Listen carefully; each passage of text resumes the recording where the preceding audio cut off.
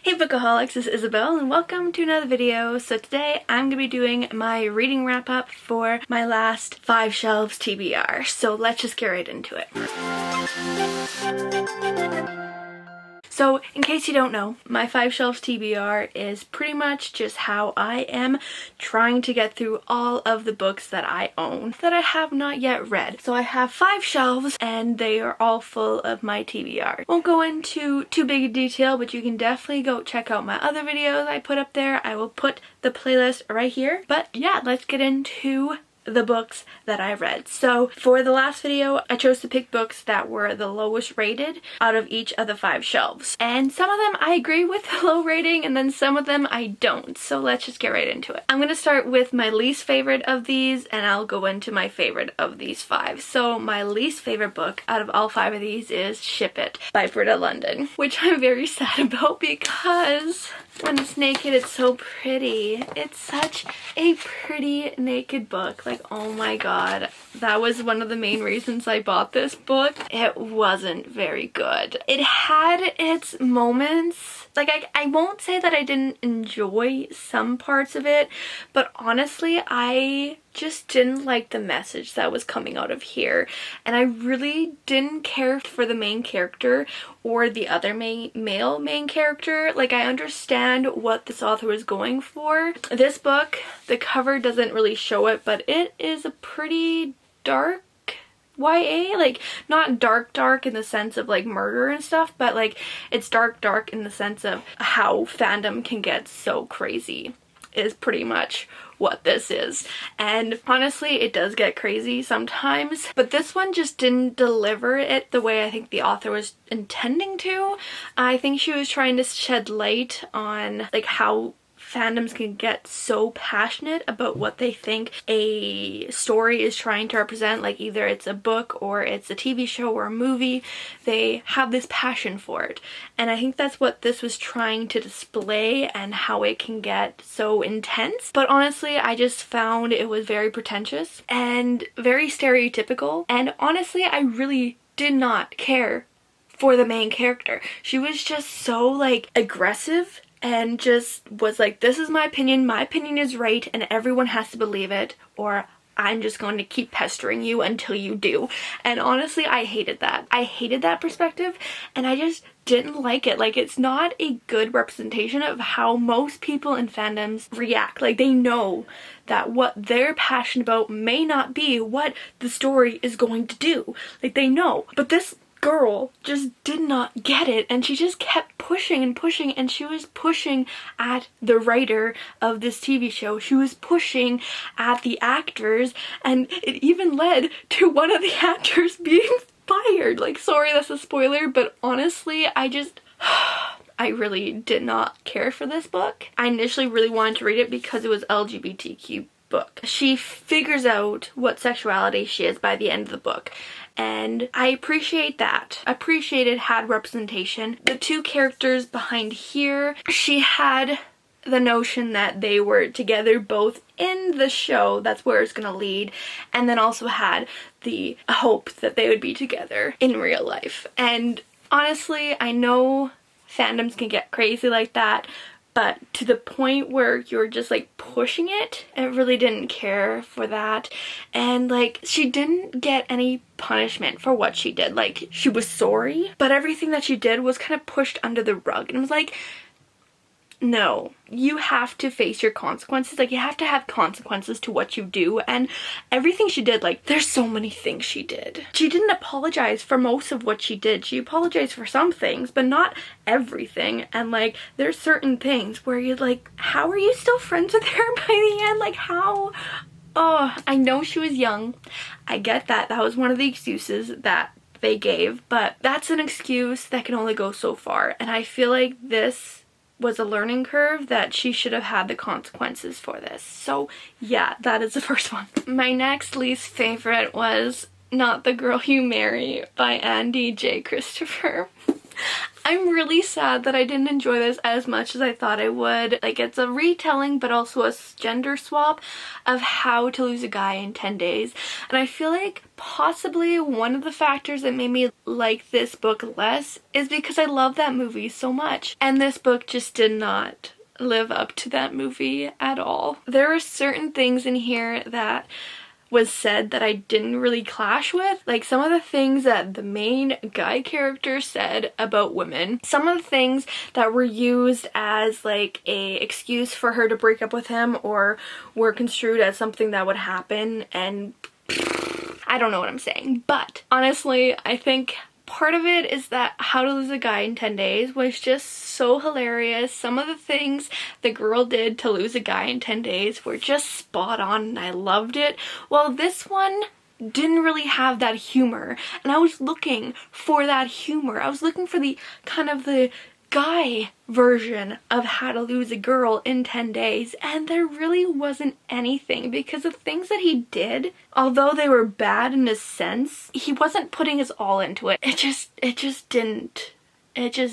I was definitely influenced by my bias of How to Lose a Guy in 10 Days. I admit that. But at the same time, even if I didn't know the movie, I think I still wouldn't have enjoyed this book as much because there just wasn't a lot to it. It was mostly just the boy going back and forth between, oh, do I want to do this? Oh, do I want to do this for my job so much? Oh, do I want... Like, it was just like whining. And then the girl, she was also going back and forth a lot.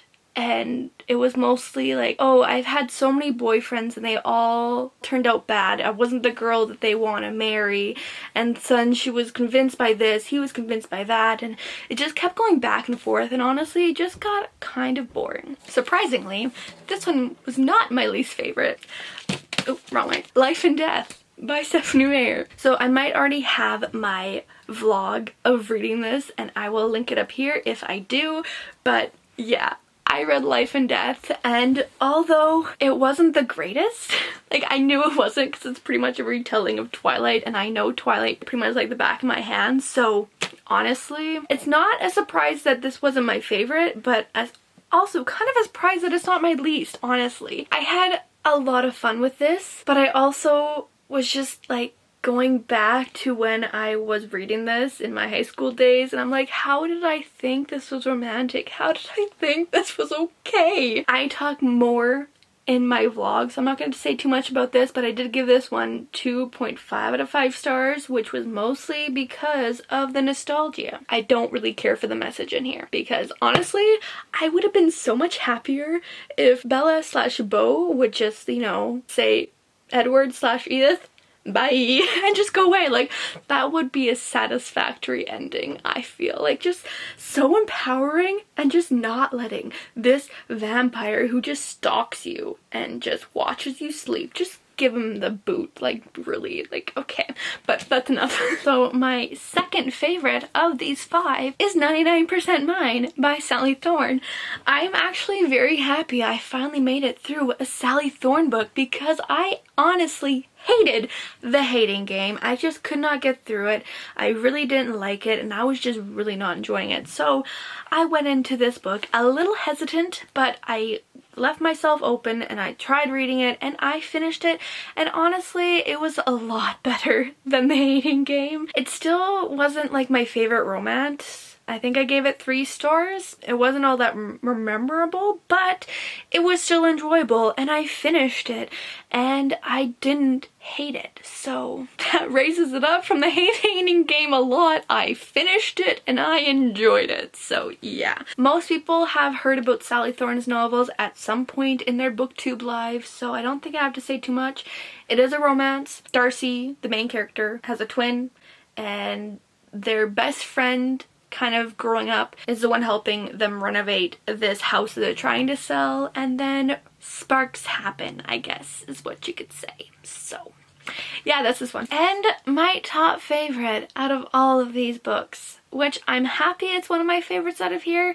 It definitely wasn't like as great as I thought it was going to be. It took me a while to get through this. I probably wouldn't have if I didn't get an audiobook of it, but I did enjoy it out of all of them. So that is A Girl Like That by Tanaz Bhathena. So if you've been on my YouTube channel for a while, you know this has been on my to be read list so many times. It took me so long to read this book. Oh my god. Like, when I first heard about it, it wasn't even out yet and I was excited for it. And then when it came out, I was so excited for it and I went out and got it. And then it's been on my shelf for like 2 years without me reading it. So I finally did. It was a mixture of both physical book, ebook, and audiobook. Like, oh my god, I went through all stages. So I started with a physical book and then I was like, well, I don't know if I really want to pick it up when I'm doing other things, like actually pick up the physical book, so I'll try the ebook. And I started doing that. I was reading it while I was on the treadmill. It was kind of hard to get right into it, but I got maybe like halfway or over halfway, and then I was just like, let's try the audiobook. So the audiobook was available on Scribd, so I started that. And I flew through it. And honestly, I really enjoyed the audiobook a lot more than the physical or the ebook. So I don't know what that says about it, but I did get through it. It ended up being my highest rated, even though it took me like 3 different mediums to actually get through it. So let's just talk about it now. This one is about a girl. So she lives in Saudi Arabia, I believe. And she is a niece of her Mari and Mera, her auntie and uncle. So she lives with them after her mom passed away, and her mom was not seen in the greatest lights, especially by her sister, so Zeren wasn't seen in the best light by her aunt either. It just kind of follows her life as she accepts the role that she was given. Like, she is seen in a way, she's seen as the girl like that, so she just kind of dives into it, because if everyone's gonna think about me that way, I might as well play it up. Just kind of follows her, and then she meets this boy who she knew in her childhood, and he starts to befriend her and tries to help her. Before you even get into the book, you know that they have already passed away in a car crash. So it just kind of, it starts when they are in a car crash and they had passed away, and they see everyone who they love come to this car crash and they can see their reactions, and then it goes into the past of Zeren and the boy Porus and everything they go through, and like all of the sexism of Saudi Arabia and all that. So it is pretty intense. It was hard for me to get into it. I'm not too sure why. I just might have been not in the reading mood, or I just wasn't getting sucked in, but the audiobook definitely did grab me. So if you do want to read this one, I would highly recommend the audiobook because it was top notch. Alright, so those are the 5 books that I read for the second 5 Shelves TBR. I don't know what else to say. I hope you guys enjoyed it. If you did, please give it a thumbs up. Comment down below if you have read any of these books, or if you are planning on reading any of these books, and let me know your thoughts. Subscribe if you haven't yet, and I'll see you guys for next video. Bye!